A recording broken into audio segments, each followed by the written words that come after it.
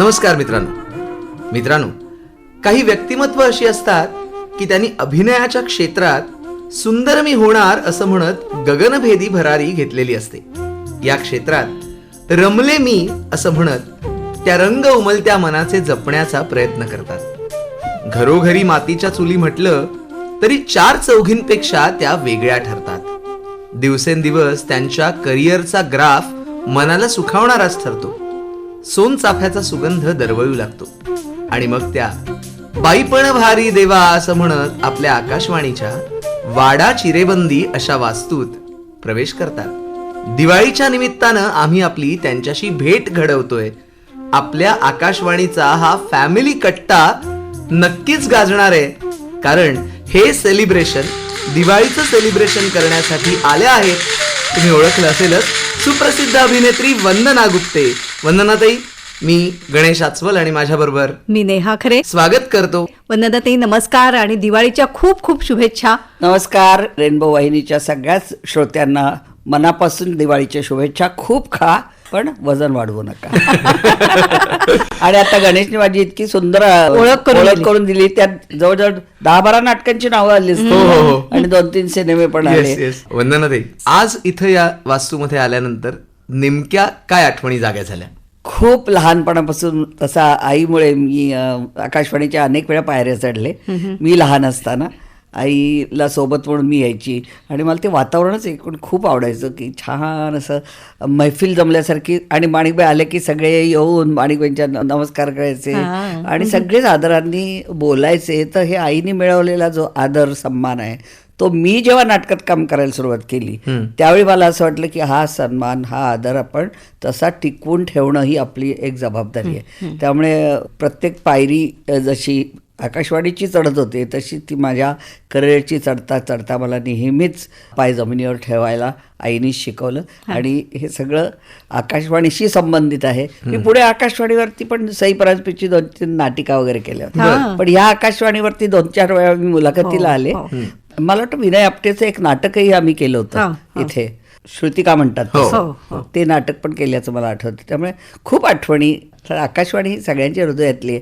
वनिता मंडळ केव्हापासून चाललेला कार्यक्रम आहे आणि FM वाहिनीने तर खूप छान वेगवेगळे कार्यक्रम सादर करतात. त्यामुळे मला खूप खूप जवळचा संबंध आहे. आणि तुम्ही म्हणजे इथे आमच्या कलाकार म्हणून तर आमच्यासाठी सन्माननीय आहातच, पण तुम्ही जेव्हा वेळ मिळेल तेव्हा आकाशवाणी ऐकता सुद्धा ना? अगदी नेमाने ऐकते. म्हणजे सकाळचे ते प्रोग्राम तर सगळेच ऐकते. म्हणजे गाडीत बसलं की पहिला लावायचं तर आकाशवाणीचं आहे आणि मग त्यावेळी काय कार्यक्रम चालले असेल ते ऐकते आणि मराठी स्पेशली. वंदनाताई, दिवाळीच्या आठवणी सांगताना तुमच्या बालपणीची लक्षात राहिलेली दिवाळी अशी जर सांगायची म्हटली तर कोणत्या दिवाळीचा उल्लेख कराल? आमचं बालपण सगळं पुण्यात गेलं खरं तर. पण पुण्यात आम्ही जेव्हा 7 आजोळी राहत होतो ना, आम्ही 4 मामा, आमच्या साधारण वयाचा थोडा, नंतर दुसऱ्या एका मामाची 2 मुलं, दुसऱ्या मामाची 2 मुली, असे आम्ही जवळजवळ 9 ते 11 माणसं म्हणजे मुलं अशी एका घरात राहायचो.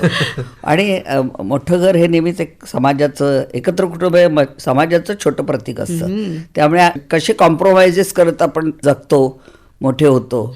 1 तीळ 7 जणात वाटून घेतात तसं आम्ही लवंगीचा बार सोडून लवंगी फटाक्यांच्या एक असे 7 वाटे करायचे, 8 वाटे करायचे आणि असे छोटे छोटे लवंगी आम्हाला वेगवेगळ्या, आज एवढ्या ते आणखी सगळ्याच फटाक्यांची अशी सुट्टी करून माळ अशी एकत्र कधी उडवलीच नाही, कारण सगळ्यांना सारखं मिळालं पाहिजे.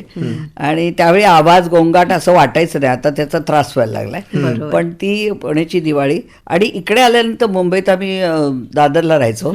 घरचे सोसायटीतला पहिला फटाका कोण लावणार ह्याचा भयंकर. आणि सगळ्यांचं व्हायच्या आधी मी तर आंघोळ न करता पहिली खाली जायची, फटाका वाजवून मग यायची आणि मग नंतर शिवाजी पार्कच्या ग्राउंडवर जाऊन फटाके उडवायचे, नवीन कपडे घालायचे. हे अगदी ठरलेलं होतं म्हणजे लहानपणानंतरचं.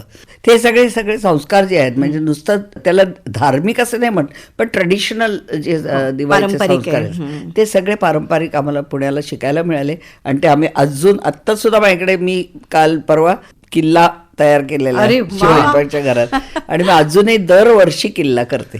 त्या किल्ल्याची आठवण तुम्ही सांगितली तर पुण्याला त्या काळात किल्ले बांधणीच्या स्पर्धा व्हायच्या, तर त्याबद्दल थोडस. आणि आम्ही मुलं एवढी होतो ना, त्यामुळे किल्लाचा हमखास बांधायचो. अगदी छान, म्हणजे तो संबंध शिवाजीचा गड करायचा, मग त्याच्यावर मावळे उभे करायचे, मग ती कोथिंबीर घालायची उगवायला. आणि गंमत म्हणजे त्यावेळी आता शिवाजीचा काळ दाखवायचा, पण आम्ही तिथे दिवे लावायचो. वर्ण विमान सोडायचं, म्हणजे त्याचा काही संबंध नाही, कालखंडाचा विचार नाही करायचो. आपल्याला जेवढं देता येईल येणाऱ्या लोकांना तेवढं द्यायचं. आणि मला ना नेहमी एक फुगेवाल्याकडे एक असा नाकवाला चष्मा मिळायचा, तर तो माझ्यासाठी असायचा. आणि मी बाहेर खाली चुलावर उभी राहून म्हणायची की या या या, येथे प्रेक्षणीय किल्ला आहे, मूल्य मोफत. आणि मग मी उभी राहिली की खूप गर्दी जमायची, पण समोर आम्ही थाळी ठेवलेली असायची आणि त्यात आपलेच घरचे पैसे ठेवलेले असायचे. लोक घालतील बघून की अरे खाली म्हटलंय मूल्य मोफत, पण यांची मुलांनी छान कौतुक म्हणून काहीतरी केलं. देते. आणि मग त्याची भेळ खायची, ते वेगळंच. निराळीच गंमत आहे ना एक खरंच म्हणजे. खरंच. आणि फराळाचे पदार्थ त्याचं काही खूपच, म्हणजे आमच्याकडे आचारीच येते, कारण एवढी माणसं घरात ना आजोळी, त्यामुळे आचारीच बोलवायचे. आचारी सगळे फराळ करायचे. आणि आमचा भातुकलीचा प्रत्येक पदार्थ असा छोटा छोटा, एवढे 5 छोटे लाडू. आमचं भातुकली का, आम्ही मुली खूप होतो ना, त्यामुळे आम्ही 7 मुली होतो. हो, म्हणजे आम्ही 4 आणि मामाच्या 2 मुली, आणखी दुसऱ्या मामाची 1 मुलगी.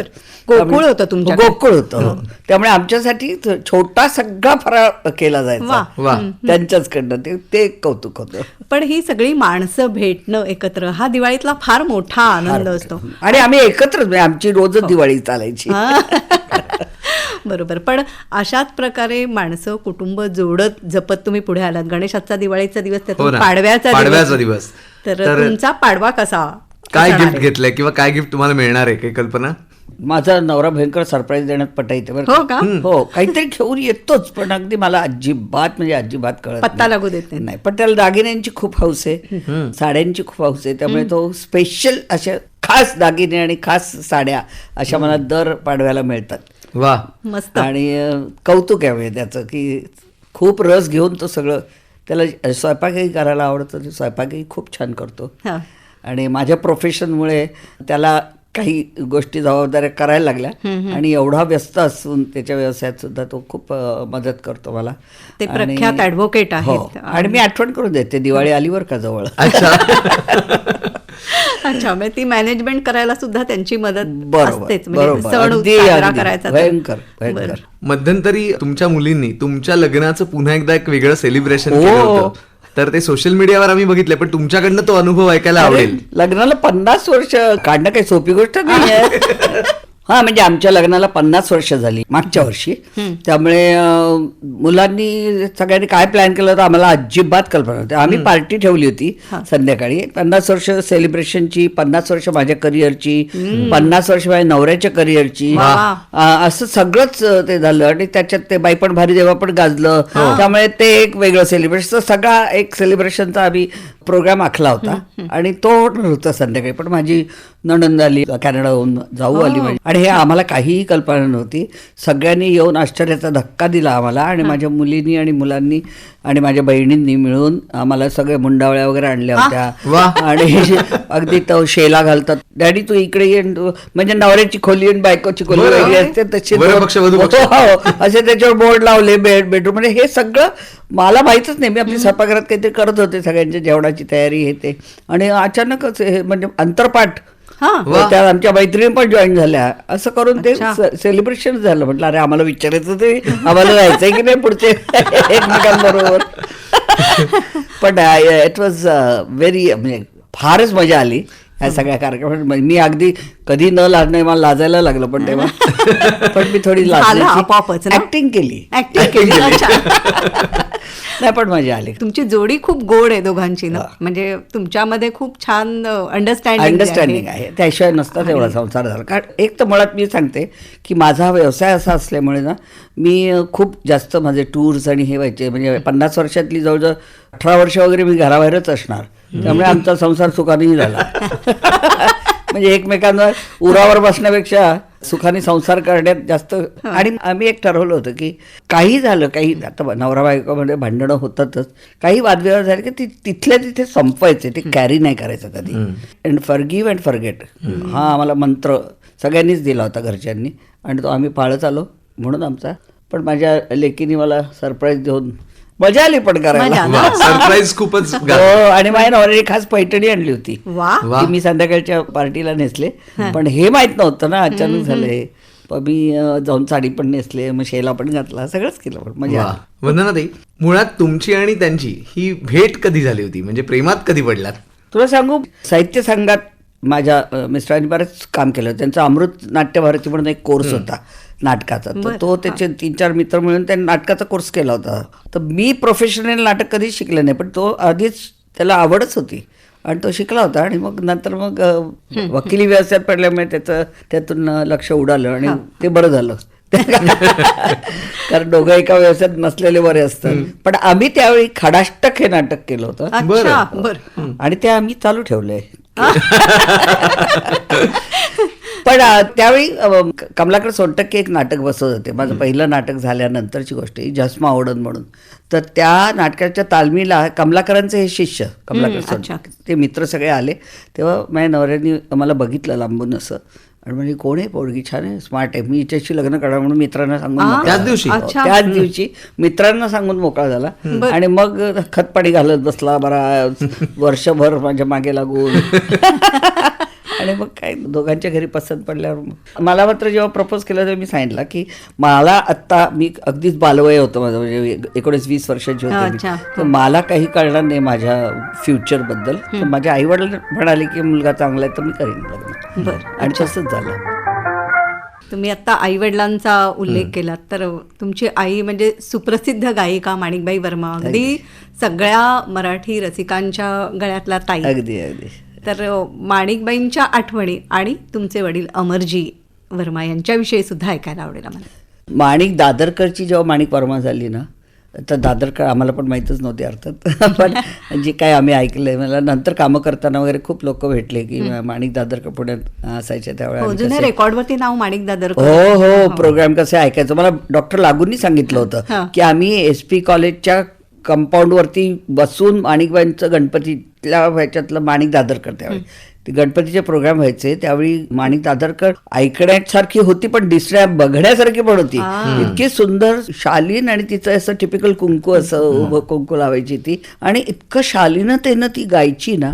आणि आमच्या आजीचा त्यावेळी आग्रह होता, आईच्या आईचा, की गाणं तर शिकलंच पाहिजे. भयंकर ती ठाम होती, पण ग्रॅज्युएट झालं पाहिजे. त्यावेळी ग्रॅज्युएट सिंगर अशी नव्हतीच तोपर्यंत कोणी. तर ते ग्रॅज्युएशन करायचं आणि त्याच्याबरोबर गाणं करायचं. पदवीधर गायिका अशी पहिलीच म्हणजे. आणि मैफिल कशी जमवायची त्यासाठी त्यांनी मग हिराबाई बडोदेकरांचा आदर्श समोर ठेवला. बालगंधर्वांकडे शिकली. लग्नानंतर सुद्धा वर्मा कुटुंबात आल्यावर वर्मा कुटुंबातल्या लोकांनी स्वतः, हे अलाहाबादचे सगळे, अलाहाबादलाच लग्न झालं. म्हणजे नॉर्थ इंडियन. हो, अगदी नॉर्थ इंडियन कल्चर. तर तिकडच्या लग्नाची त्यांची पत्रिका आहे, त्याच्यावरती हे झालं 47 साली वगैरे झालं असेल लग्न मला वाटतं. तर ते लग्नाच्या पत्रिकेवरती सगळे नेहरूंचा, गांधींचा, वल्लभभाई पटेल आणि कोणतरी असे चौघांचे फोटो त्याच्यावर पत्रिकेवर आहेत लग्नाच्या. म्हणजे इतकं भारावलेलं वातावरण होतं स्वातंत्र्यासाठी आणि याच्यात. तर ते स्वातंत्र्य सेनानी सगळे म्हणजे आपले आता कसे देवाचा फोटो छापतात तसं त्यांचे फोटो छापलेलं आहे. पत्रिका पण युनिक आहे. हो, पत्रिका पण युनिक आहे. आणि मग अलाहाबादला गेल्यानंतर खूप अलाहाबादच्या लोकांनी पण आईचं गाणं वाढवायला खूप मदत केली. तिकडच्या गायकीची आईवरती रोपण केलं. म्हणजे शिकावं म्हणून कुठेतरी पहाटे उठून जायचं 5 वाजता. भोलानाथ भट म्हणून होते, आणखी 2-3 होते तिकडचे, की मोठ्या चांगल्या चिजा असायच्या त्यांच्याकडे. त्या आईच्या गाळ्यात उतरवण्यासाठी तिकडे पण तालीम करायची. म्हणजे दर 2 महिने 3 महिने आईचा मुक्काम अलाहाबादला असायचा गाणं शिकण्यासाठी. तू काही स्वयंपाकघरात करू नको, तू गाणं शिक. दिवसभर रियाज. आणि आईचा रियाज खूप बघितलाय. आणि वडिलांनी सुद्धा, आता वडील उत्तम लेखक, शायर होते, संवाद लिहायचे. म्हणजे मला वाटतं देवानंदचा आगे वडो, प्रभातमधले फिल्म्स ते करायचे आणि लिहायचे, पण संवाद लेखक पण होते, शायरी पण लिहायचे. तर आईचे संवाद उच्चारण्यासाठी, म्हणजे हिंदी उच्चार सुधारण्यासाठी अमर वर्मांची नेमणूक केली त्यांनी. आणि तेव्हा मम्मी हिंदी फिल्ममध्ये गायची, तेव्हा अशा निमित्ताने ते दोघं भेटले प्रभातमध्ये. पण वर्मा झाल्यानंतर आईचं गाणं आणखीच बहरलं, फुललं. त्याला सर्वतोपरी वडील जबाबदार. त्यांनी आपली शायरी वगैरे सगळं बाजूला ठेवलं आणि हिला मोठं करण्यासाठी झटले ते. आणि आम्ही अशा 4 सुकन्या. खरंच सुकन्या आहेत सुकन्या आणि आहेत, हो. सगळ्या जणी आपापल्या क्षेत्रामध्ये मोठ्या मोठ्या आहेत. आहेत खरंय. त्यांचं म्हणणंच होतं की तुम्ही काही करा, कुठलंही क्षेत्र गाठा, पण चांगलं करा, जे काय कराल ते आमचं नाव खराब करू नका आणि विद्यार्थी दशा सोडू नका, असं नेहमी म्हणायचे आहे. खरंय. आपण ऐकत आहात सुप्रसिद्ध अभिनेत्री वंदना गुप्ते यांच्याशी साधलेला सुसंवाद. वंदनाताई, मुळात कलेला वाहिलेलं तुमचं घराणं आणि त्यानिमित्ताने अनेक दिग्गज कलावंत हे तुमच्या घरी सुद्धा येत अगदी, असतील, अगदी. तर ते झालेले संस्कार पु ल देशपांडे खूप. असतील किंवा वसंतराव देशपांडे असतील. भीमसेनजी असायचे कायम आमच्या घरात, कुमार गंधर्व येऊन राहायचे, मल्लिकार्जुन येऊन राहायचे आणि पुलं तर सतत, म्हणजे आमच्या दादरच्या छोट्या घरात 1 बेडरूमचा फ्लॅट होता आणि हॉल असा जरा मोठा होता थोडा, तर तिथे पुलंना कोणी नवीन मुलं वगैरे खूप ऐकायचे ते, तर ते म्हणायचे की माणिक तुझ्याकडे आपण मैफिल करायची आहे. बर. हो, म्हणजे तुझ्याकडे मैफिल झाली की मुलांना चांगलं पुढे नाव मिळतं अच्छा. आणि संस्काराला एक चांगलं खतपाणी मिळतं तुझ्या इथे. त्यांची सुरुवात करिअरची आमच्या घरातल्या मैफिलीनी, अशी कित्येक मैफिली आमच्या घरी रंगलेल्या बर. आहेत ज्यांचं नाव पण नव्हतं आणि ते आता मोठे वादक आणि कलाकार झाले. वाह. आणखी एक सांगायचं म्हणजे आम्ही जेव्हा नेपेन्स रोडला राहत होतो, वडिलांचे क्वार्टर्स होते ते गव्हर्नमेंटचे. फिल्म्स डिव्हिजन मध्ये होते. हा, फिल्म्स डिव्हिजनमध्ये होते आणि मग नंतर फिल्म सेन्सॉर बोर्डमध्ये होते. तेव्हा आम्ही नेपेन्स रोडला हैदराबाद हाऊस म्हणून तिथे राहत होतो आणि शेजारी सिमला हाऊस होतं, तिथे अल्ला रखा राहायचे. हा, बर. त्यामुळे झाकीर आणि आम्ही संध्याकाळचे खेळायचो रोज. आणि एक आईने आठवण सांगते मी आता, म्हणजे मोठं असं केवढे कष्ट करायला लागतात, ही साधना खूप आहे या गाण्याच्या आणि या कलेच्या क्षेत्रात.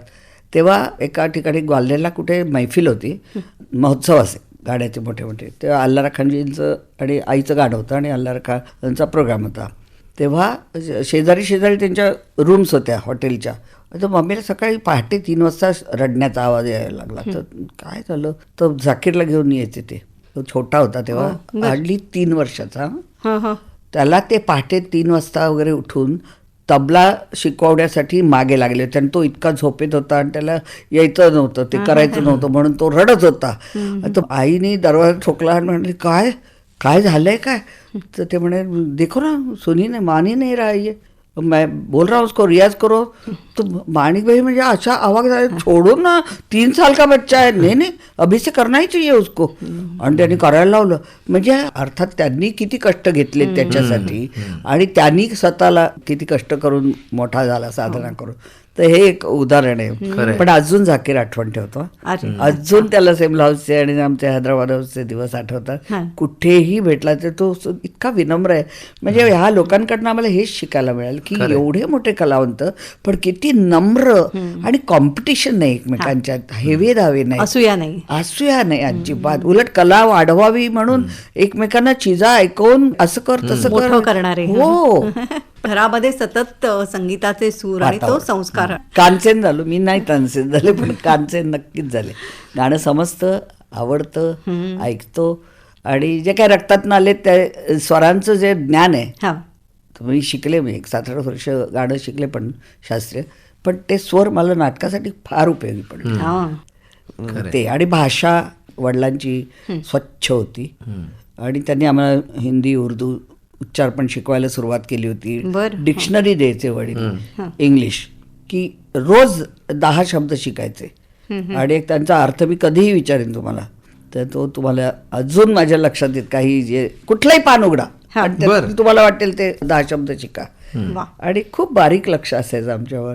असं नाही की प्रेशर करायचे आम्हाला, पण लक्ष असायचं कोणाला भेटतात, कुठे जातात, इतक्या वाजता गेली, मग संध्याकाळी आली परत, इतकं सगळं लक्ष देऊन आम्हाला आमची म्हणजे संगोपन केलं. आणि रोज एक वाक्य वडील ऐकवायचे की कुछ भी हो सकता है जिंदगी में, बी prepared for anything in life. कधी डगमगायचं नाही. म्हणजे कारण मुली म्हणून नुसतंच वाढवलं तर त्यांच्यात अबोलच राहते ती.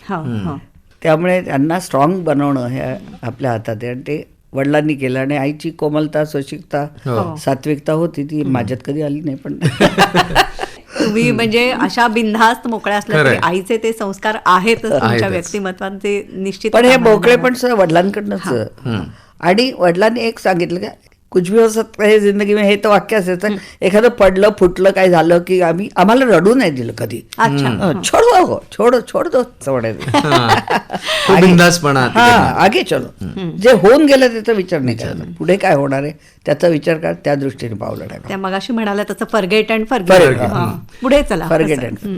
अँड आयुष्यात आपण म्हणतो ना की पहिल्या गोष्टीला महत्व असतं, तर मग रंगभूमीवरचं पहिलं पाऊल नेमकं कधी पडलं? मी सांगू, एकदा ना आईला पायाला फ्रॅक्चर झालं होतं. तेव्हा कोणतरी आम्ही चौघींपैकी एक जण असायचं दिवसभर घरी, मग थांबायचं तिच्यासाठी घरी. शाळा झाली की कॉलेजमधून आली की ती असं करून आम्ही पाळीपाळीने घरी थांबायचो. आणि अर्थात घरी आमची मामी असायची बरोबर, त्यामुळे माणसं होती, पण आईच्या सोबत म्हणून बसायचो आम्ही. तशी मी एकदा बसलेले होते आणि आईला त्यावेळी माणिकबाई घरी सापडल्या म्हणून खूप लोक भेटायला यायचे. आणि मग एक तर श्रद्धा भयंकर, आईवरती प्रेम आणि श्रद्धा, आणि माणिकबाईंची बोललं तरी बरं वाटतं, किंवा मग काही चिजा शिकायला यायचे. तशा मनोरमा वागळे म्हणून एक उत्कृष्ट अभिनेत्री होती, तर त्या गप्पा मारायला आल्या होत्या. तर अरे वा, ही का तुमची लेक, मग ही गाते बिते की नाही? तर आई म्हणाली हो गाते ना. आणि मी तेव्हा उडत्या चालीची गाणी ऐकायची. माझ्या स्वभावाप्रमाणे मी तशी गाणी गायची, त्यामुळे मी लावणी म्हणायची. मी लावणी म्हणून दाखवली आणि मग त्यांनी ती ऐकली. आणि मग कधीतरी जेव्हा गोवा हिंदू असोसिएशनशी त्या संबंधित होत्या, खूप वागळे ना त्या गोव्याच्या होत्या, तर ती मोठी संस्था त्यावेळची, खूप उत्तम नाटकं गोवा हिंदू असोसिएशननी दिली. तर त्यांचा जेव्हा सुवर्ण महोत्सव होता, त्या सुवर्ण महोत्सवात नटसम्राट हे पण नाटक झालं. त्या सुवर्ण महोत्सवात महिला आघाडीचं एक नाटक करायचं होतं त्यांना. तर महिला कलादर्श ही संस्था त्यांनी निर्माण केली. आणि मग बायकांनी लिहिलेलं, बाईनी बसवलेलं आणि बायकाच कॅरेक्टर असलेलं नाटक, पुरुष पात्र विरहित असं नाटक. आणि त्याच्यात एका चंट मुलीची, अवखळ मुलीची अशी भूमिका आहे, मिस्किल भूमिका आहे. तर तू करशील का? तर मी म्हटलं मी आत्तापर्यंत कधी नाटकात केलेलं नाही, पण तुम्हाला असं वाटतं मला येते तर मी करेन. काय वय त्यावेळेला? त्यावेळी मी 17 वर्षाची, 16-17 वगैरेच होते. कॉलेजमध्ये नुकतीच शिरले होते. तर मग मला बोलवलं गोवा हिंदू असोसिएशनच्या ऑफिसमध्ये, आणि त्यांचे सगळे मोठे मोठे कलाकार तुडुंब भरलेले होते. म्हणजे मास्टर दत्तारामांपासून सगळेच होते त्यावेळेचे.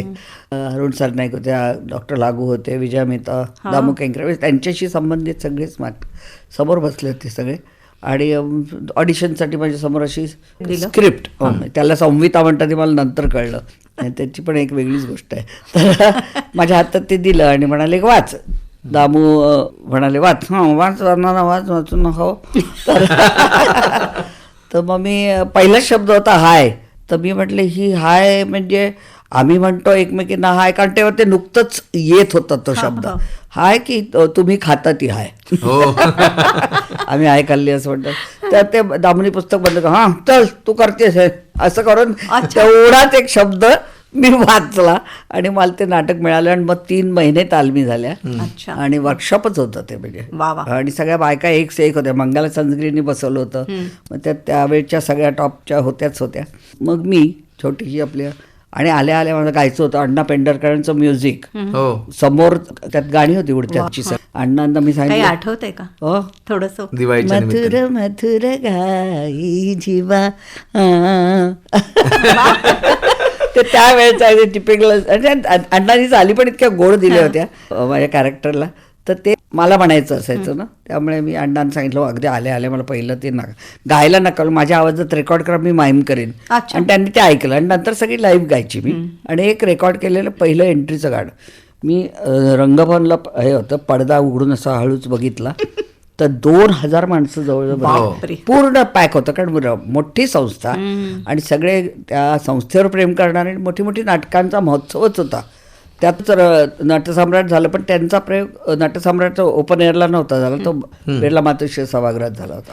आणि आमचं हे नाटक म्हटलं बायकांचं नाटक व्हायला कोण येणार, बघते तर 2000 माणसं म्हटलं बापरे, अंडी खायची आणि टोमॅटो मारतील आपल्यावर. माझी पहिली एंट्री, आणि एंट्रीलाच माझं गाणं होतं.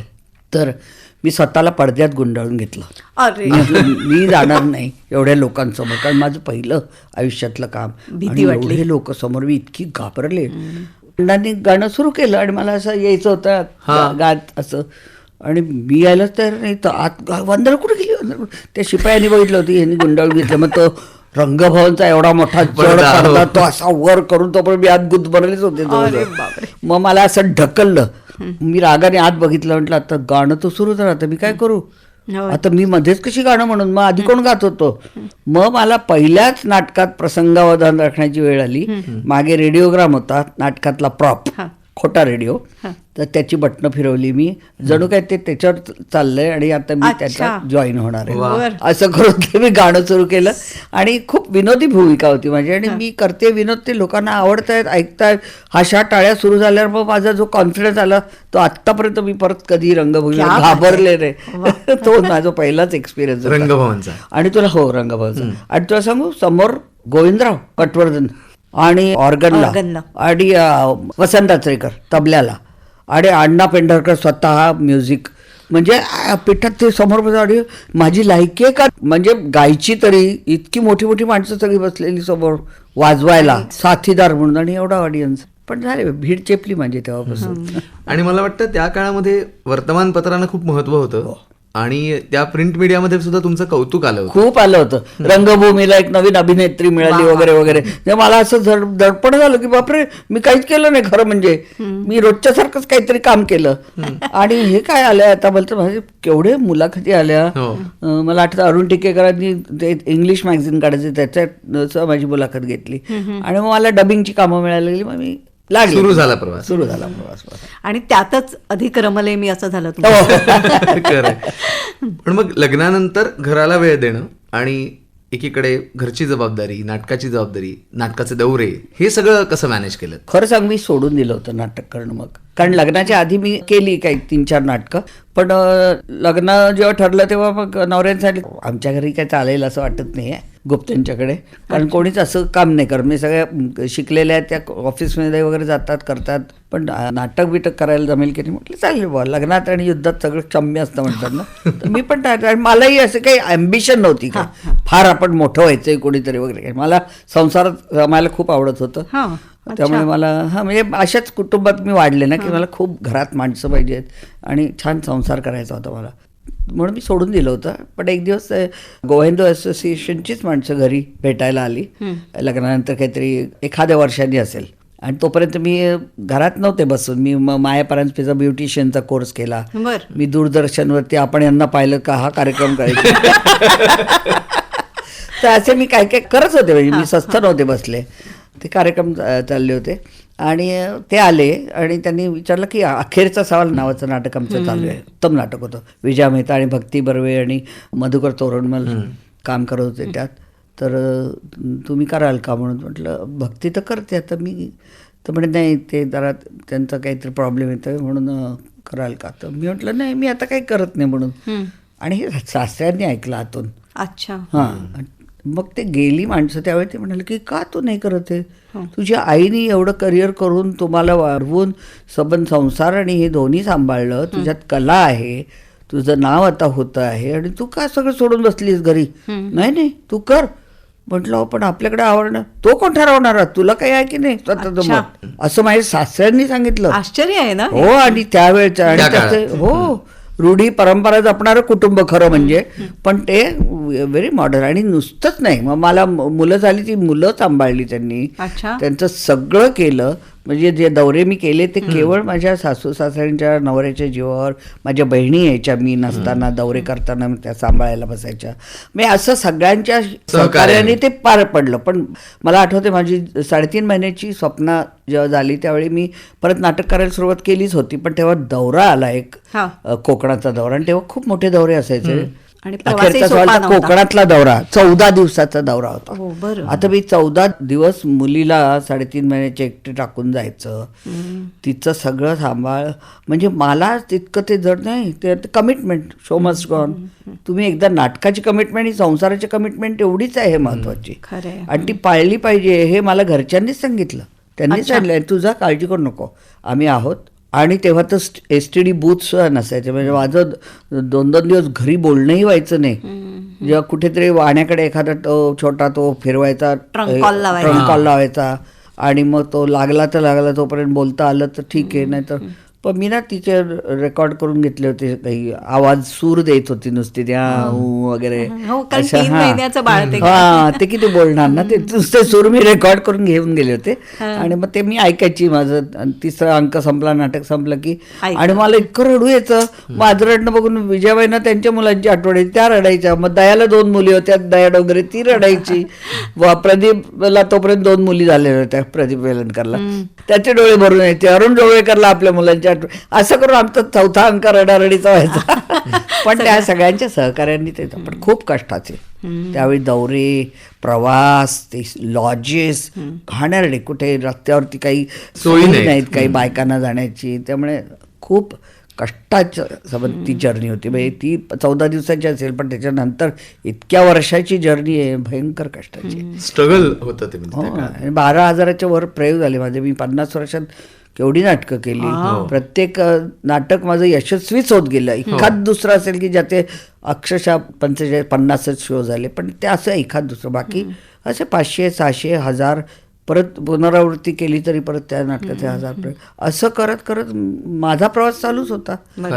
पण या सगळ्यांच्या सहकार्याने ते पार पडलं.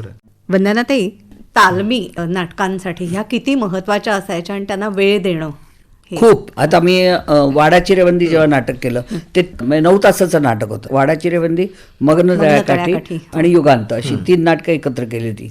3 कादंबऱ्या एलकुंच चौऱ्यांच्या, त्याच्यावरनं बसवलेलं ते नाटक. त्या नाटकाचा जो, म्हणजे मी रिहर्सल 100 दिवस तालमी केल्या.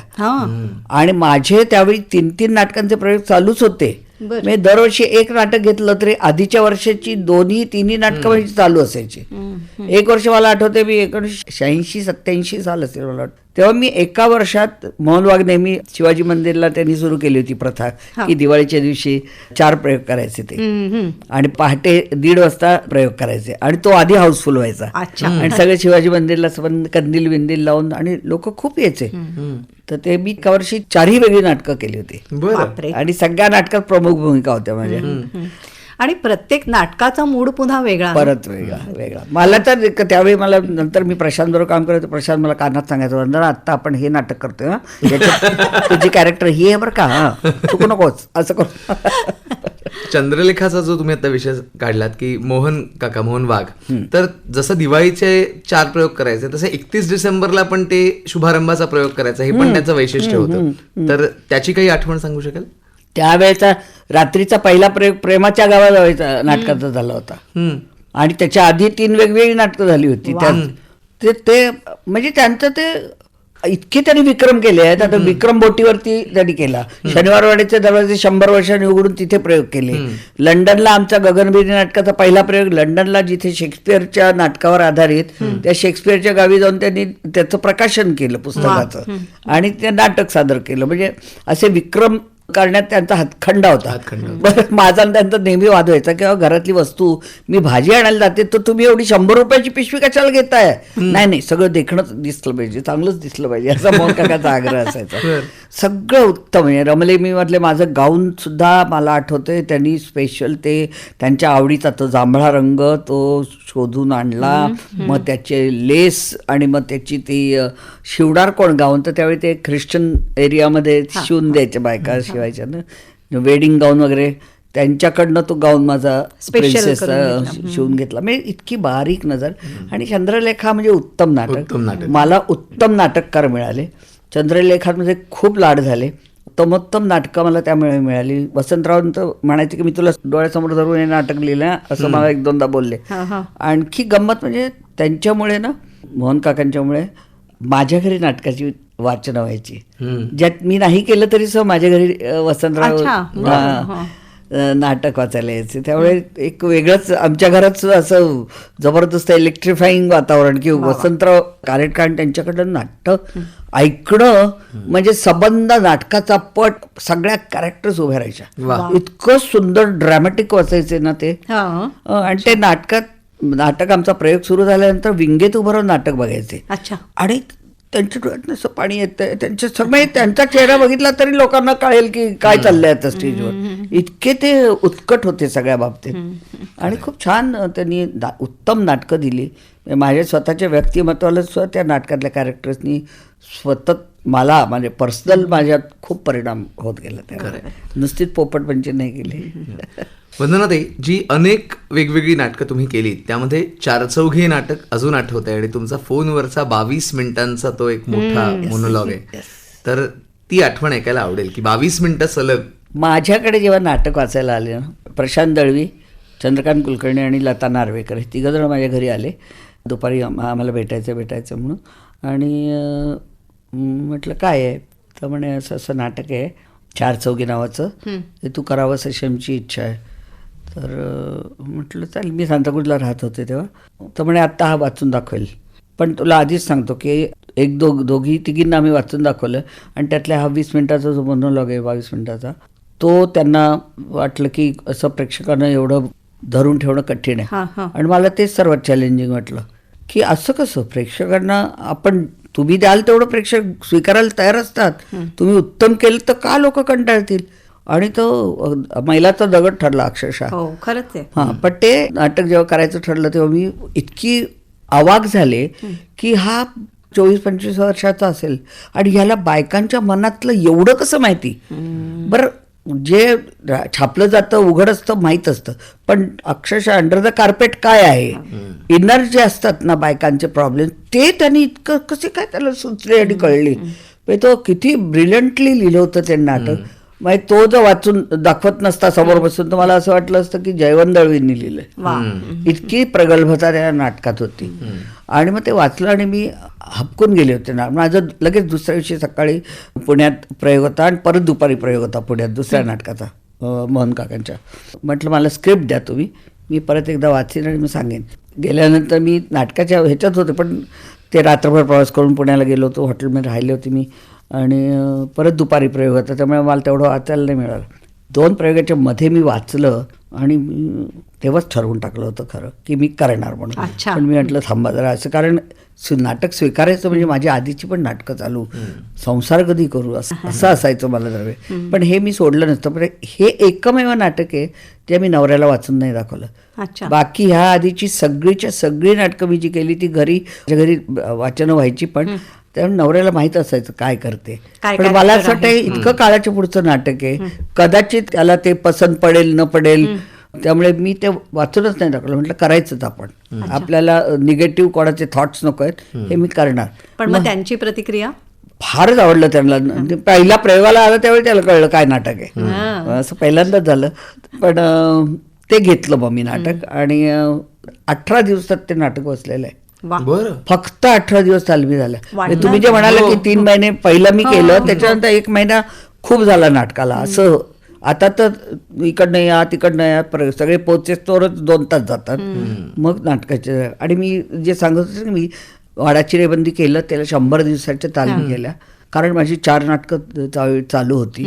पण मी केलं ते, कारण मला वेगळं वाटलं आणि मला करायचं होतं ते, म्हणून मी सोडलं नाही असं. पण ह्या सगळ्यामध्ये पाठांतर, पुन्हा प्रत्येक भूमिका वेगळी, हे सगळी मी पाठांतर झाल्याशिवाय स्क्रिप्टच सोडत नाही अजिबात, हातातनं सोडतच नाही.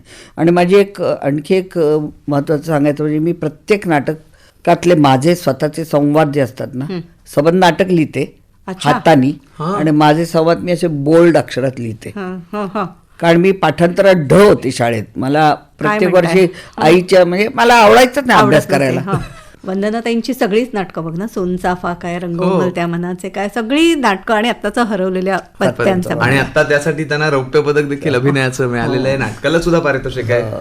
8 मिळाले आमच्या नाटकाला. बेस्ट अभिनेत्री तर झालं, लेखिका, दिग्दर्शक, कॉस्ट्युम्स, म्युझिक, सेट, प्रदीप मुळे सगळी बक्षिस.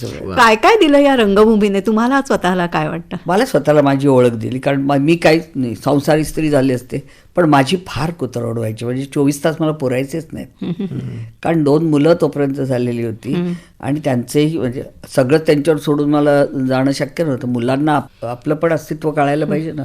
त्यामुळे मी माझे 36 तास करायचे जवळजवळ दिवसाचे. 24 तासाचे 36 तास अक्षरशः सांगते. आणि काय तर पुण्याला प्रयोग असला की कधी 9:30ला प्रयोग नाही, पुण्याला कधी कधी बाहेर घंटा वाजवायला लागायची की आता या आतमध्ये, 4थी घंटा वाजवायचा की आता आत या, इतके लोक मस्त आरामात आणि छान म्हणजे एक सेलिब्रेशन असायचं त्यांच्या येण्याचं नाटकाला. म्हणजे तर ते वेळेत कधी सुरूच व्हायचं नाही. आणि मग तो प्रवास होऊन तुम्ही आलात घरी की तोपर्यंत 7:30-8 वाजलेले असायची. मुलांची शाळेत जायची वेळ झालेली असायची. मग त्यांचे डबे करा, इस्त्या करा, हे सुद्धा करा. म्हणजे सगळं त्यांच्यावर सोपवून न जाता आपल्याला जेवढं करता येईल तेवढं म्हणजे ही करू. आई म्हणून आपली भूमिका ती सुद्धा खूप, तितकीच खूप. महत्वाची. माझी होम मेकर जे आपण म्हणतो ना ते खूप धडपड चालायची बरं का. तुम्हाला कल्पनाच नाही येणार कल्पना मी नाही काय करता येणार. काय. खरंच. आणि माझं करिअर असं होतं की जेव्हा सगळ्या कुटुंबाने एकत्र बसून जेवणाची वेळ येते त्यावेळी आम्ही 8:30चा प्रयोग करायचो रात्री. किंवा आम्ही दौऱ्यावर जायचो. पण आई काय करते नक्की, काय आहे तिचं प्रोफेशन. लहानपणापासून नाटकं बघितली नंतर त्यांनी जेव्हा कळायला लागलं. पण त्याच्या आधीची एक फेज असते ना अशी की काय करते. तर तेव्हा मी असे छोटे छोटे दौरे असायचे ना, त्यांना घेऊन जायचे 2 दिवसाच्या दौऱ्यात. बरोबर घेऊन जायची, कळू देत त्यांना माझं काय आहे. आणि त्यामुळे त्यांनाही ती नाटकाची आवड ती अजूनही आहे. म्हणजे त्यांच्यामध्ये ती आवड पण निर्माण झाली. आपली आई काय करते, कुठे जाते, काय करते. एक मला प्रसंग आठवतो मुलांच्या वाढण्याच्या दृष्टीने. शाळेत फॅन्सी ड्रेस स्पर्धा होती. आम्ही जुहूला राहत होतो आणि माणिकजी कोपर म्हणून शाळेत इथे मुलं शिकत होती माझी. तर फॅन्सी ड्रेस स्पर्धेला मी दोघांनाही छान तयार करून त्यांची रिहर्सल वगैरे घेतली होती. आणि काय बोलायचं, कसं बोलायचं वगैरे सगळं. आणि ज्या दिवशी स्पर्धा होती त्या दिवशी मी सगळी तयारी केली त्यांची आणि आता शाळेत पोचायला निघाले. तर माझा मुलगा म्हणाला, तू आज नसशीलच ना दुपारी.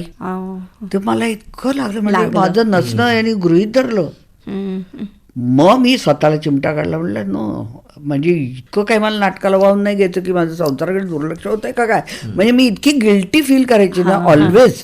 तो गिल्ट माझ्यात असायचाच. कारण माझी पैशाची घरात गरज नसायची, पण माझी उपस्थितीत असली पाहिजे.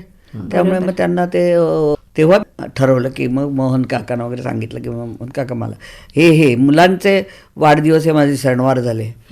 कारण नाही तर हॉलिडेजला प्रयोग करणं हे असायचं ना. आणि तसं मुलांना तुम्ही त्या वयात जाणीव करून दिली आणि त्या कलेविषयी आदर आणि आवड निर्माण झाली. आई काय करते, लोक कसे तिला ओळखतात, का तिला काय आईच्या गुण भूमिका का आवडतात. अजूनही माझ्या मुलांना प्रत्येक वेळी मी आले प्रयोग करून, अजूनही आता तो 40 वर्ष झाला तरी विचारतो कसा आला प्रयोग. अच्छा, ते नातं खूप महत्वाचं, फार महत्वाचं. वंदना, ते चित्रपटांकडे नेमकं कधी वळलात? पसंत आहे मुलगी चित्रपट अजूनही आठवतोय आणि तुमच्यावर चित्रित झालं ते गणपतीचं गाणं. हो. पसंत आहे मुलगी हा माझा पहिला तसा सिनेमा म्हटलंच तरी चालेल. पण मी तोपर्यंत मला असा संबंध थिएटर खुलं असायचं ना मला की जा तू आणि कर. आणि तशी मी संबंध थिएटर काबीज करायची. पण इथे एवढ्या रिस्ट्रिक्टेड जागेत तुम्ही, इथे माझ्या कॅमेरा लागलाय कानाजवळ, गालाजवळ, तोंडासमोर, आणि मी बोलते ती दुसऱ्याच व्यक्तीशी बोलते आणि ते कॅमेऱ्यात बघून बोलते, याची सवयच नाही. हे सगळं मला बंदिस्त कोंडबारा व्हायला लागला माझा. आणि मला तोपर्यंत ह्या टेक्निकची काही जाणीवच नव्हती. शिक्षण नव्हतंच त्यातलं काही. आताची सगळे शिकूनच येतात मुलं, आता तयार आहे. किती सटल करायला लागतं कॅमेरा पुढे. ह्याच्यासाठी मला 3 सिनेमे माझे वाया गेले असतील बहुतेक. मला आठवते हे गणराया संसारी माझ्या, लाभो तुझी रे दया, ते गाणं अशा उसगावकरांनी तोपर्यंत 10 चित्रपट केले होते. नितीश भारद्वाज होता, तोही करत होता सिनेमे. त्यामुळे मला हे पहिलं होतं आणि मला असं वाटलं मी तोंड किती उघडू, इथे बघू का तिथे बघू, असं इतकं मला ते गोंधळ झालं. हा, मी अक्षरशः दगड काम केलं असं म्हटलं तरी चालेल.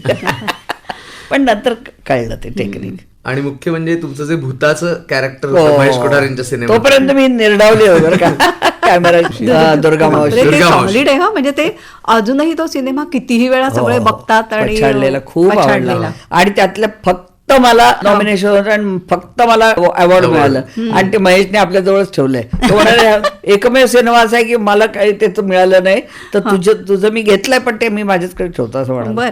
त्याच्याकडे ट्रॉफी नव्हती त्याची. तुम्ही अनेक चित्रपट केलेत, बाईपण भारी देवावर पण आपण येऊया.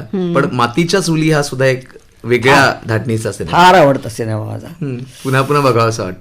तुम्हाला आवडलेला तुमचा चित्रपट कोणता, बाईपण भारी देवा सोडून? मातीच्या चुली खूपच आवडला. आणि फॅमिली कट्टा मी स्वतः निर्माण केलेला. चाहत्यांचे काही किस्से सांगाल? अरे मला इतकी पत्र यायला लागली सांगू तुला. म्हणजे तेव्हा पत्र हेच एक माध्यम होतं ना पोचायचं आमच्यापर्यंत. आणि सही आता किती जुने सह्या अजून ठेवलेले लोक घेऊन येतात. अरे बापरे, 86 सालातली सही माझी, अक्षर किती घाण होतं असंच म्हणते मी.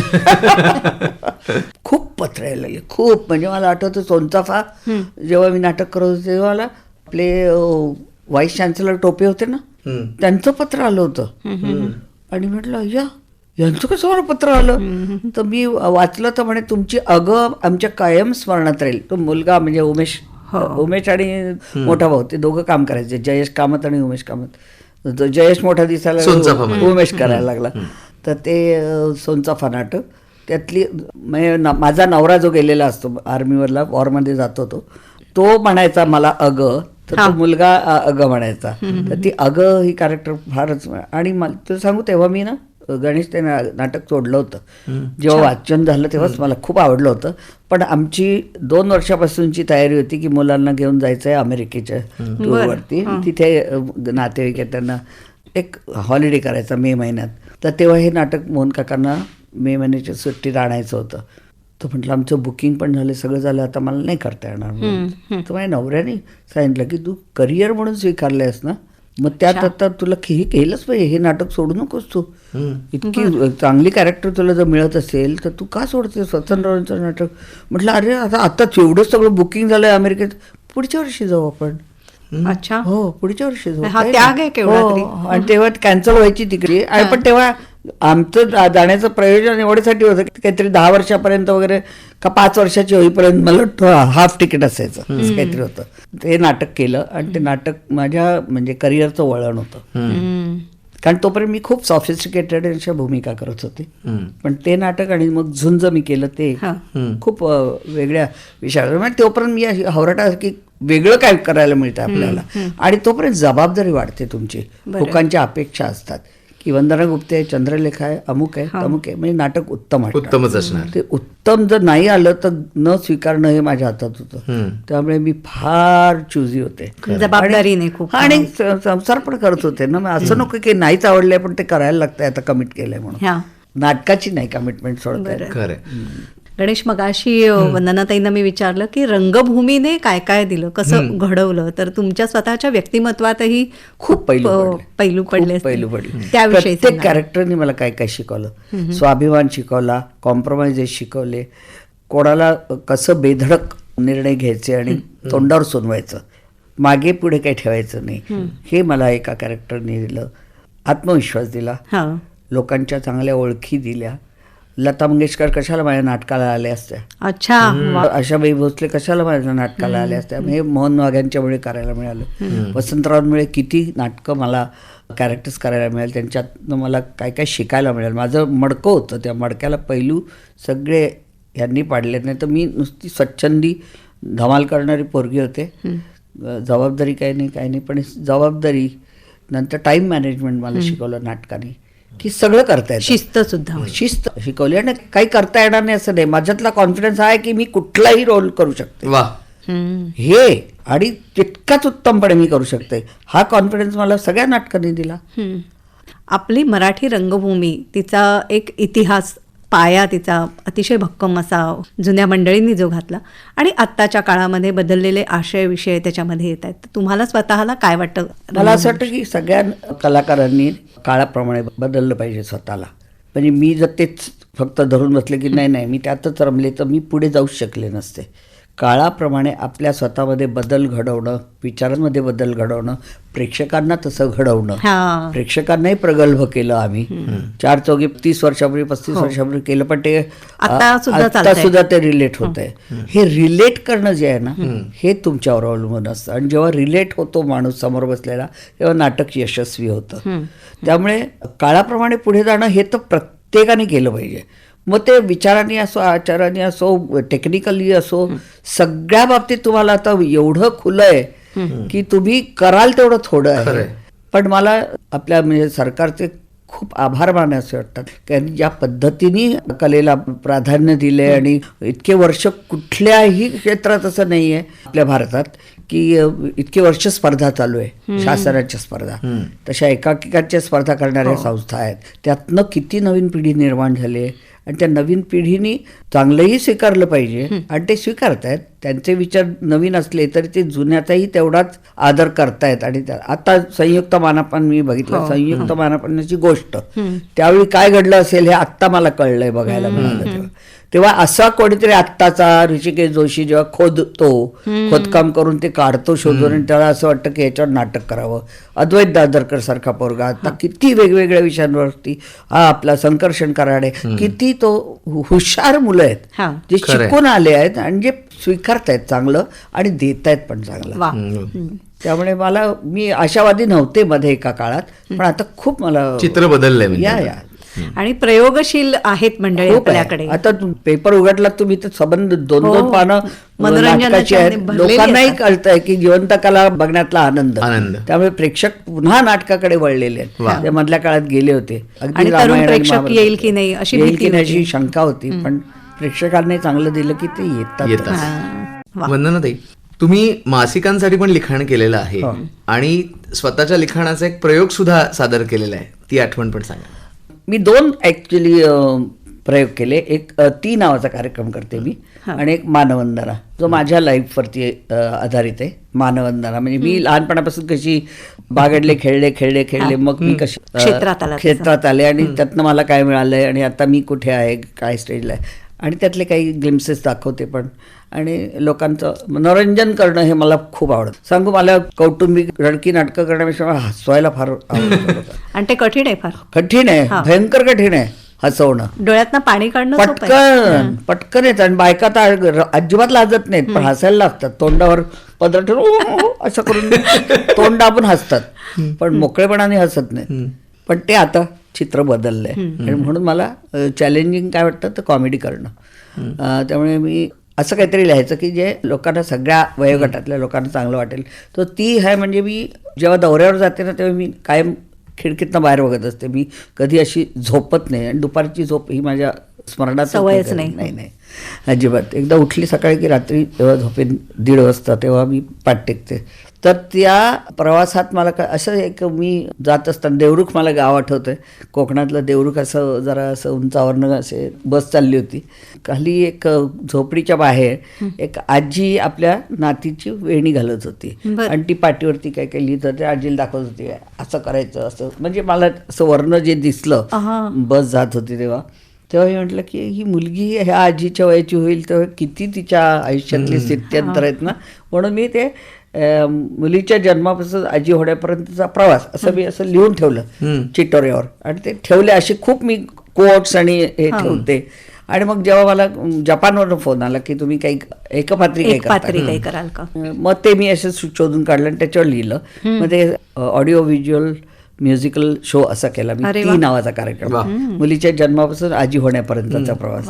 ती सगळी मग त्या वयोगटातली गाणी, तिच्या आयुष्यात येणारे प्रसंग, असं खूप छान. तो 2.5 तासाचा जीवनानुभव आहे संपूर्ण बाईच्या आयुष्यातला. तो लिहिला मी. आणि एक मानवंदना म्हणून. पण मला लिहायला खूप आवडतं. म्हणजे मला मुद्देसूद बोलता येत नाही, पण मी लिहायला गेले की असे सर लिहित जाते. बोलत असं नाव. आता मी 23च्या 1 जानेवारीपासून एप्रिल मे पर्यंत मला वाटतं लिहिलं, मार्च पर्यंत.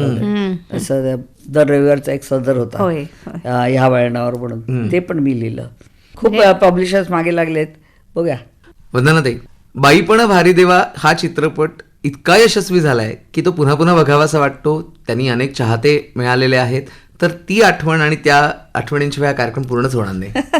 केदार शिंदे याचे सिनेमे बघत आलेच मी सांगू द्या तुला गणेश की मी कायम मराठी सिनेमे बघते थिएटरमध्ये जाऊन तिकीट काढून. कारण मला असं वाटतं की हा माझा धर्म आहे. मी तिकीट काढून जर प्रेक्षागृहात नाही गेले तर प्रेक्षक तरी कसे येतील आणि का मी एक्सपेक्ट करावं. तर मला असं वाटतं मी जेव्हा जाते तेव्हा 7-8 तिकीटं 10 तिकीटं कायम काढून जाते आणि कोणाकोणाला गोळा करून मी सिनेमा बघते मराठी. तर केदार शिंदेचे पण असे सिनेमे खूप बघितलेले आहेत मी. आणि मला खूप केदारविषयी आदर कायम होता. आणि केदार सारखा मला मेसेज करतो मला भेटायला यायचं, मला भेटायला यायचं, म्हणून कावाला भेटायला यायचं. आणि मी तेव्हा सिरियल करत होते एक. तुम्ही आज कुठे आहात म्हटलं, आज मी आता अमुक ठिकाणी घोडबंदर रोडला स्टुडिओत शूटिंग करते, मी येतो. अच्छा. हां. तर तो तिथे आला. शेवटी जवळजवळ 8-10 मेसेजेस आले. आणि मी ना मेसेज आले किंवा फोन आला तरी मी माझ्या वेळेप्रमाणे मला जमेल तेव्हा करते. कारण मी नेहमी म्हणते मोबाईल हा माझ्या सोयीसाठी आहे, लोकांच्या नाही. हे तत्व. तर हो, केदार आला भेटायला आणि मग त्यांनी थोडक्यात मला स्टोरी सांगितली. माझं कसं शूटिंग पण चालू होतं, त्यामुळे माझं लक्ष नव्हतं फार काय बोलते. म्हटलं तू आलायस ना, मला काही ऐकवू नकोस, तू माझ्याकडे आलायस म्हणजे तू चांगल्या रोलशिवाय येणार नाहीस, नाही तर मला इतक्या वर्षात विचारलं असतंच. तर तो म्हणाला की हो खरं आहे. म्हटलं मग मी करते, मी कधी करतो, फक्त मला 2 महिने आधी कल्पना दे, म्हणजे त्याच्या मला डेट्स हे ठेवायला. तर तो सांगून गेला होता की अशी अशी बहिणींची गोष्ट आहे म्हणून, आणि मला इंटरेस्टिंग वाटली तेव्हा. आणि मग नंतर सगळ्यांनी त्याला जे ज्या कॅरेक्टर्स हव्या होत्या सगळ्यांशी बोलून झाल्यावर, सगळ्यांनी होकार सगळ्या आल्यावर मग करायचं ठरलं शूटिंग, आणि तो पूर्ण झाला. पण तो शूटिंगच्या दरम्यान आपापलं काम करतो, मोकळे होतो ना, त्यातनं जे काय काय आता सुचल्या आयडियाज त्या आम्ही वापरत होतो. आणि मग केदार नको तर नाही सांगायचा, नाही हे नाही घ्यायचं. कारण एक रूपरेखा असते ना कॅरेक्टरची, आणि जरा कॉमेडी मिळालं की मी जरा थोडी वावत होते, त्यामुळे मला असं वाटतं की आपला काहीतरी इनपुट असावं. पण काही काही ठिकाणी त्यांनी दिला तो. काय धमाल काम केलंय तुम्ही त्याच्यात, खरंच म्हणजे. स्टेशनवरचा तर सीन अफलातूनच आहे. बापरे. हो, खरंच. तर तशी ती भूमिका मिळाली. पण ड्युरिंग हे कोविडच्या आधी 95% पूर्ण झाली होती फिल्म. अच्छा, बरं. 5% राहिली होती. म्हणजे गाणं बिणं सगळं नंतर झालं ड्युरिंग बाई पण कोविड भारी झालं. देवा. आणि मग ते कोविडच्यामुळे पण वर्ष जवळजवळ थांबलंच ते सगळं. आणि मग पूर्ण झालं, आणि मग आम्हाला त्यामुळे कळलंच नाही की काय झालंय. आणि आमच्याशिवाय जे काही सीन होते माझ्याशिवाय ते कुठे शूट झाले काय मला काही माहिती नव्हतं. अच्छा. पण जेव्हा एकत्र बसून सिनेमा बघितला ना, तेव्हा वेळेत झालो आम्ही की अरे हे काय झालंय, भन्नाट झालंय. कमाल. हा, फक्त मला तेव्हा जर नावात जरा थोडी हे वाटत होती की आधी मंगळागौर होतं, पण म्हटलं मंगळागौर नको, मग ते एकाच साच्यातलं वाटतं, काहीतरी नाव ठेवा. पण त्यांनी मग ते बाई पण भारी देवा ते गाण्यातले शब्द उचलले, पण तेव्हा मला नव्हते आवडले. पण म्हणजे ते सुपरहिटच झालं तर. आणि त्यांनी जे पोस्टर केलं, त्यांनी कॉस्ट्युम्सचा इतका विचार केला होता, सगळ्या इतके डिपार्टमेंट त्याची करेक्ट होती म्हणून सांगू. खूप स्टडीड तो करतो. जेव्हा सिनेमा करतो इतक्या दिवसात संपायचा म्हणजे इतक्या दिवसात तो संपणार. आज इतके त्यांनी शेवटी एकदा आम्हाला एक दिवस सांगितलं की चला उद्या तुम्हाला सुट्टी. आम्ही तेव्हा डोंबिवलीला शूटिंग करत तिथेच राहिलो होतो हॉटेलमध्ये. मग आम्ही तो दिवस जो काय गोंधळ घातला तेव्हा आमचं बॉन्डिंग झालं जरा आमचं पण. कारण ह्या सगळ्यांबरोबर मी कामच नव्हती केलेली. मी सुकन्याबरोबर काम नव्हतं केलं, मी रोहिणी बरोबर काम नव्हतं केलं, मी सुचित्रा बरोबर काम नव्हतं केलं, मी दीपा बरोबर केलं होतं, 1-2 सिरियल केल्या होत्या. पण बाकी आम्ही एकमेकींच्या बरोबर कामच नव्हती केलेली. त्यामुळे तसं हाय हॅलो वगैरे असतात, म्हणजे मैत्री असते भेटतो तेव्हा. पण हे जे बॉन्डिंग आमचं झालं ना, ते सगळं खरं तर ऍक्च्युअली मार्केटिंगच्या दरम्यान झालं. बरं. आणि तो सिनेमा बघितल्यामुळे, आणि त्यांनी तो आधीच दाखवला ना, पत्रकार सुद्धा सगळे भारावूनच यायचे मुलाखत घ्यायला, कारण त्यांनी पाहिलेलं होतं आपण काय पाहिलंय ते. आणि आम्ही जेव्हा पत्रकारांना आधी दाखवलं. हो, आम्हाला पत्रकारांना आधी दाखवलं त्यांनी, रिलीजच्या आधी 1 महिना. आणि आम्हाला जेव्हा डबिंग करायचं होतं त्याच्या आधी या आपण बघूया रफ कट. डबिंगच्या आधी सिनेमा बघितलेला फार बरा पडतो की एकूणच सगळं स्वरूप कळतं, आपल्या कॅरेक्टरची पूर्ण रूपरेखा कळते, आणि मग त्या साच्यात आपल्याला बरोबर फिट व्हायचं आणि आपण ते करायचं. तसं केलं. आणि मग त्या मार्केटिंगला मला वाटतं मी जेवढं प्रमोशनसाठी फिरले तेवढं मार्केटिंग मी कुठल्याच सिनेमाचं एन्जॉय नाही केलं. इतकं ते कारण आम्ही पण वेळ घालवतो होतो, आणि फार छान आखलं पण होतं. आणि त्याचं जे पोस्टर केलं ना, दॅट वॉज व्हेरी इंटरेस्टिंग. ते बायकांना, आणि मला सांगते निखिल साने इतका हुशार आहे माणूस की त्यांनी आपल्या टीमला बसवलं आणि त्यांनी सांगितलं होतं, ते 4 जणांची टीम, त्याची कोर टीम जी आहे ती, की तुम्ही सांगा मला की पहिल्या शो पासून हाऊसफुल कसा होईल, प्रत्येकाला काय वाटतंय, आपण काय करायला पाहिजे, आपलं इनपुट काय असायला पाहिजे, हे असं करायचं. सगळ्यांच्या आयडियाज, त्यांच्या सगळ्यांच्या आयडियाज त्यांनी घेतल्या, त्यांनी त्याप्रमाणे राबवल्या. आणि अगदी तुफानच. आम्ही प्रीमियर शो ठेवलेला नव्हता, पण आम्ही सगळे एकत्र एका वेळी प्लाझा सिनेमाला जायचं ठरवलं होतं संध्याकाळी. फर्स्ट डेला मी सगळे जमलो.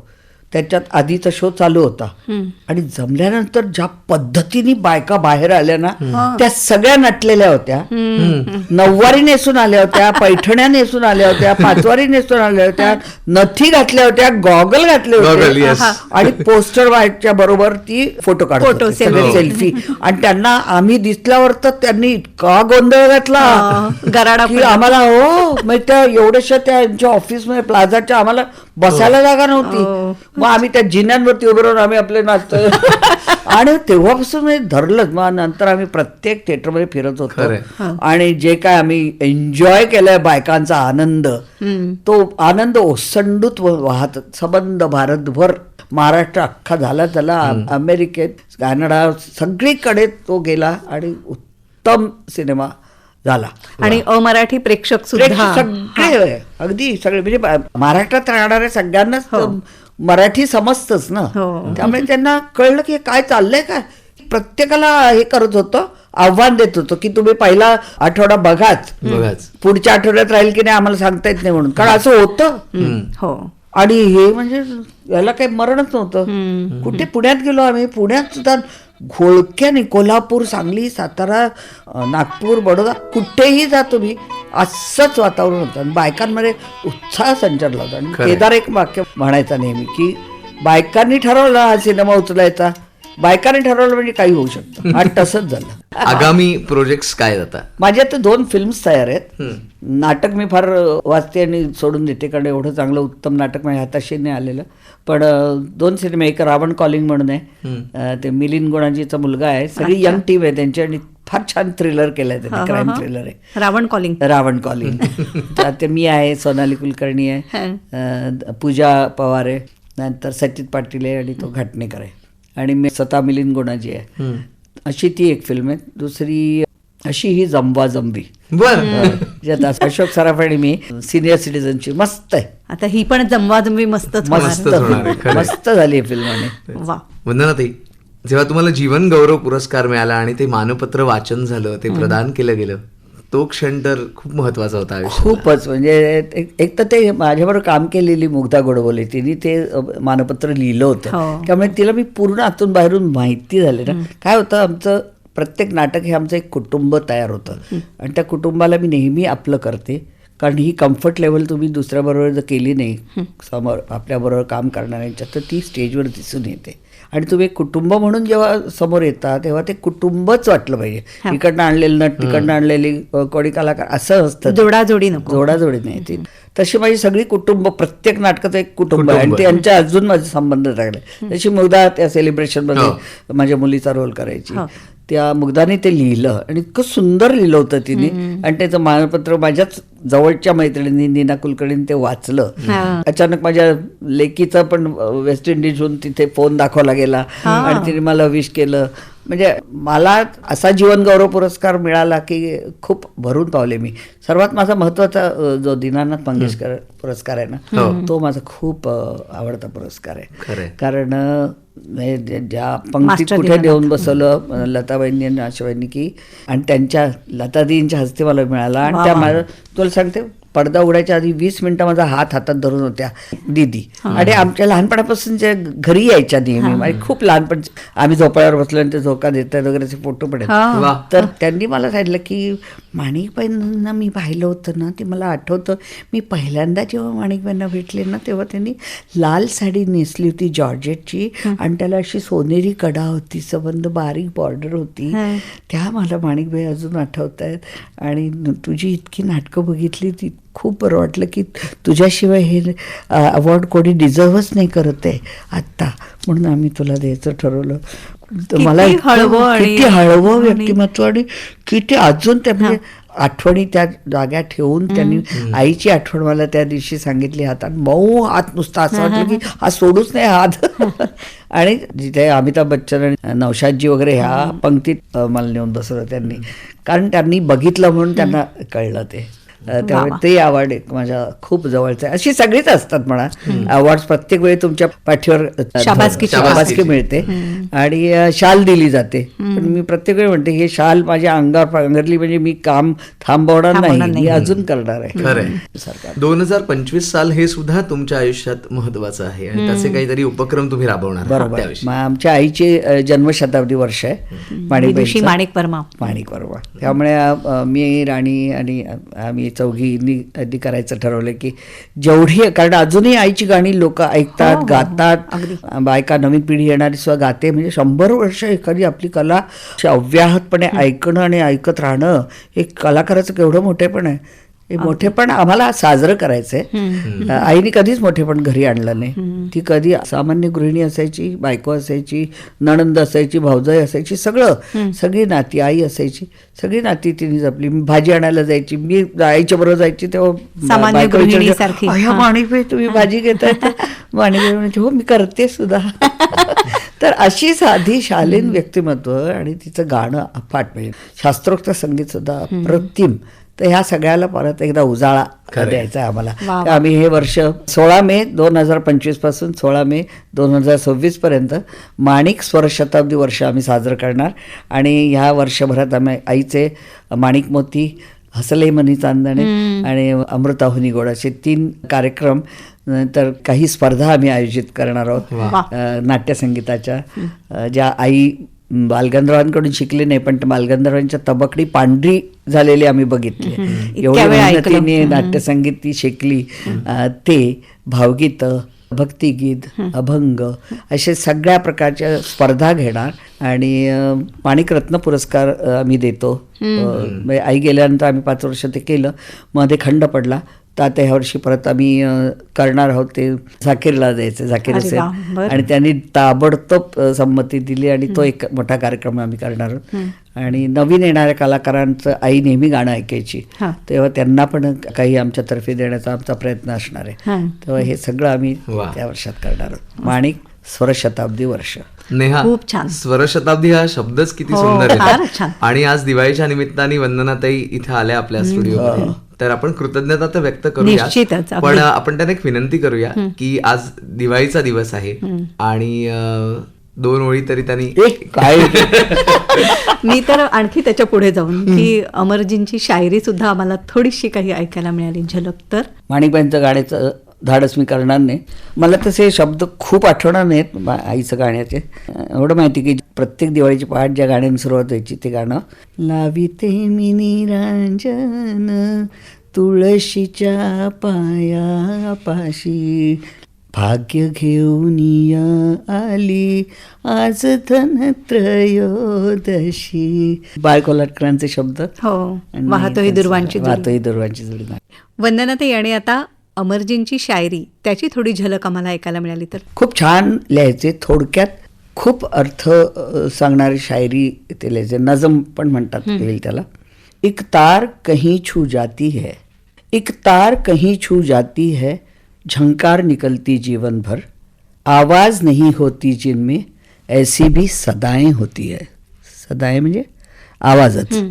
भीतर सांसों की बेचैनी, बाहर वाले कब जान सके, तूफान उठे पत्ते न हिले, ऐसी भी हवाएं होती है. तुमने देखा एक बार मुझे, दुख दर्द मिटा आराम मिला. तुमने देखा एक बार मुझे, दुख दर्द मिटा आराम मिला, नजरों से पिलाई जाती है, ऐसी भी दवाएं होती है. अशी ही नजम. पण वडिलांनी आपलं सगळं मोठेपण बाजूला सारलं, आईला मोठं बघितलं. आईच्या मेनिंजायटिसच्या आजारपणात त्यांनी खूप सेवा केली.